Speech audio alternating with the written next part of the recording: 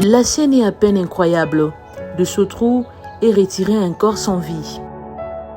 Il s'agit bien de celui de Franck Mayele Fisso, agent de l'entreprise minière Comus, recherché depuis décembre dernier alors qu'il était censé se trouver à son lieu de travail.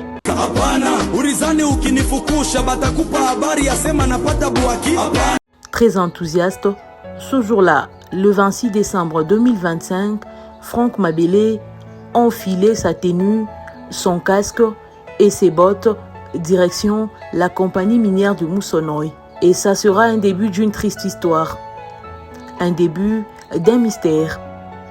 Jusqu'à ce jour-là, il n'était jamais rentré chez lui. Depuis le 26,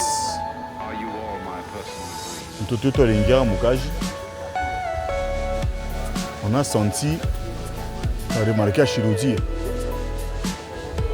Il fallait qu'on aille se plaindre pour l'entreprise parce que à l'Ingira Mokaji. En notre grande surprise, on a fait à Mokaji. On a toujours vu un peu comme enquête. Nous n'avons pas remarqué la disparition et parfois il y a une enquête. Le 14 janvier, Franck retrouvé mort. Son corps abandonné dans un puits, comment s'y est-il retrouvé? Alors que des sources indiquaient la présence de l'infortuné dans la concession de son employeur le jour de sa disparition. Les Maccabées n'étaient pas en état de décomposition.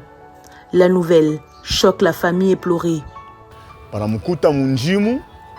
Depuis le 14, depuis le 26, nous sommes à Toboka et comme Mujima. Na téléphone yake, il y a une moto, téléphone na moto. Mais à Toboka, en même temps, donc c'est comme si quelqu'un qui a été ligoté pendant un long moment et puis na ça pour poignarder par demi nous munini na pour poignarder par demi nous et puis mushingo munini ma trace à bilonda.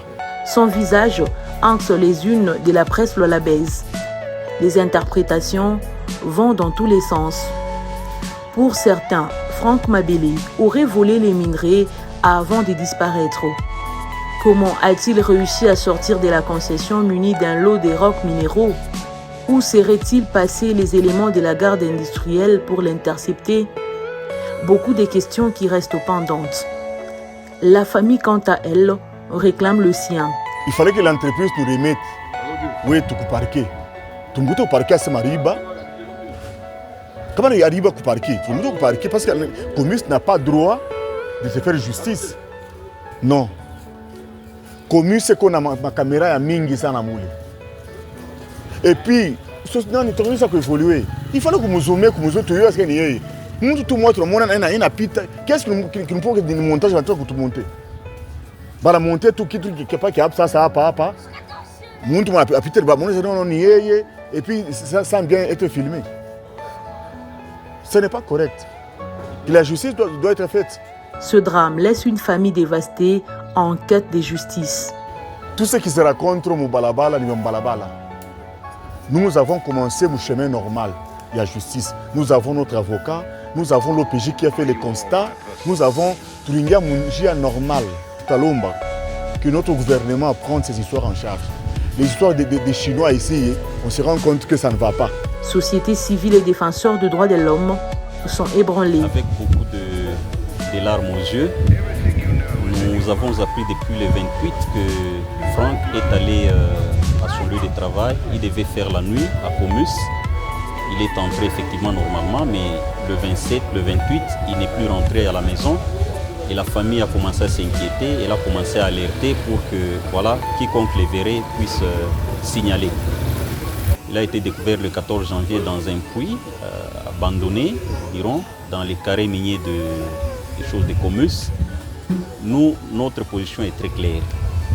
Nous voudrions que les enquêtes qui sont en cours soient extrêmement transparentes. Et nous voudrions aussi que l'entreprise Comus puisse collaborer avec les enquêteurs.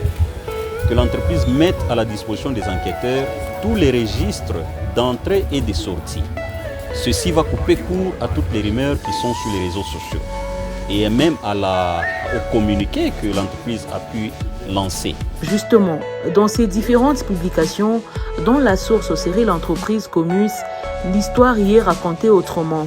Le texte révèle qu'il s'agit d'un nommé Mukangwa Kisengi François, sorti probablement de la concession la même nuit, portant contre sa poitrine des minerais dissimulés sous ses vêtements, accompagné de son collègue Mujinga Mwanza.